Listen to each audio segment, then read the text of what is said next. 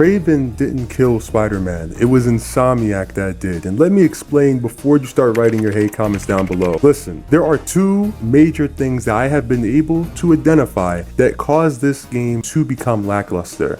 Now you may agree with me, you may disagree with me, but at least hear me out first.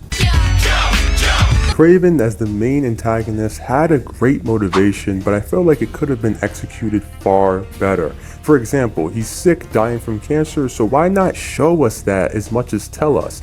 See, you could have showed us that affecting him both physically and psychologically. Imagine the scene where we see Kraven in his room as he's overlooking his greatest kills and smiling as he thinks of how great of a hunter he is. And then he goes into a coughing fit with blood splattering all over those very same trophies. He leans up against the wall, catching his breath, and then wipes the blood from his mouth and tells his hunters it's time to move. This would highlight very strongly why he's so motivated to find someone he deems worthy. For Kraven, the idea of dying weak and pitiful is actually more terrifying than death itself. For him, this hunt isn't about glory. He's doing it because he's scared, and that's a very powerful character motivation. But Insomniac rushed his development and didn't give it the proper time needed for it to truly dig deep and connect with the player, which makes him getting his final death wish near the end so flat, when it should have been so much more impactful.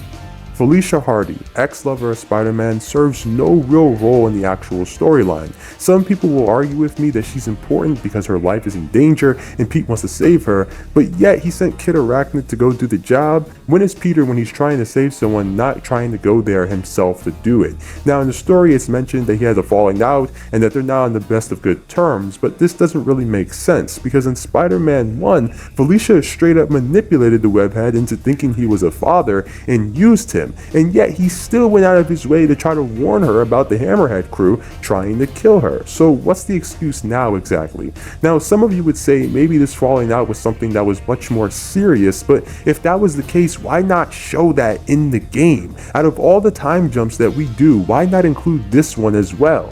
Again, this is another character that could have been much more impactful if they were given much more time and depth than just the bare minimum. Peter himself has been nerfed into oblivion in an effort to explain why he would later retire. See, if Peter was too good at being a hero throughout the story, his eventual replacement would feel unnecessary and out of nowhere. So they had to give logical reasons why it would make sense for Kid Arachnid, my bad, I meant to say Spider-Man, take over. See, you thought Miles being called Spider-Man over and over again was a coincidence. You need to open up your eyes. They're not stupid. When I saw the third cutscene of Pete getting dropped like a civilian, I knew already he was going to pass the torch. Honestly, it's obvious as day to me. The whole game, Miles was clearly portrayed as the superior Spider-Man, which leads me to my next point.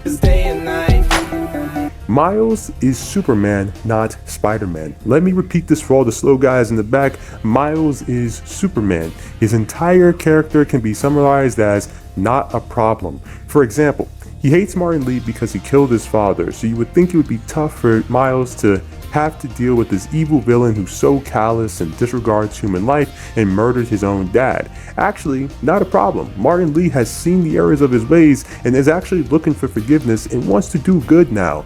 Miles has to fight Peter with the Venom suit, and you would think this would be so tough for him because with the Venom suit he's far stronger, far faster, and more durable than ever. Actually, not a problem. Not only does he beat Peter 1v1, he also is able to get the suit off of him, which is something that even Mary Jane couldn't do, and that's his actual love interest. Miles fights Martin Lee in Kraven's arena and then escapes and goes back home. Now mind you, the people he ran from are well-known hunters who specialize in tracking and then surprise attacking their prey.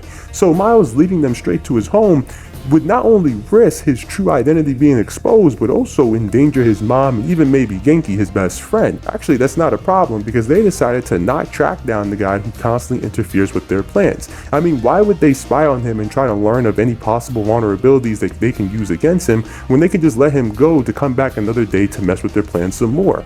Now listen, I understand that people love Kid Arachnid, but you can't deny the obvious favoritism they give him consistently throughout the game. In comparison to Parker, he lost his job, his love life is struggling, and his best friend has a murderous alien that's trying to kill him. The same alien that almost convinced Pete himself to let Harry die to his sickness.